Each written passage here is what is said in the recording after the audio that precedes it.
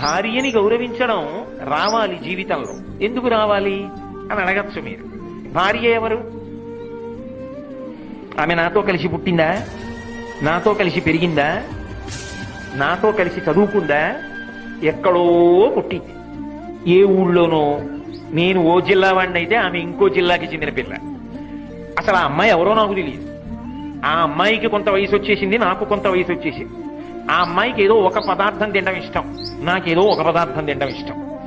కానీ ఈయన భర్త అని నేను ఆమె మెడలో 3 ముళ్ళు వేయగానే ఆమె తన ఇంటి పేరు వదిలేసింది, వంశం వదిలేసింది, తన ఊరు వదిలేసింది, తల్లిదండ్రుల్ని వదిలిపెట్టేసింది, తోబుట్టువులను వదిలిపెట్టేసింది, స్నేహితులను వదిలిపెట్టేసింది. ఆయన ఎవరో తెలియదు, తాళి కట్టాడు. ఆయన తోడిదే జీవితమని చిటికిన వేలు పట్టుకుని ఊరు కాని ఊరు వచ్చింది. ఆ అమ్మాయిని సుఖపెట్టడమే నీకు చేత కాకపోతే, ఆ అమ్మాయి కిలకిలా నవ్వేటట్టుగా పలకరించడమే నీకు చేత కాకపోతే, ఇక నువ్వు ఎవరిని సుఖపెట్టగలవు జీవితంలో?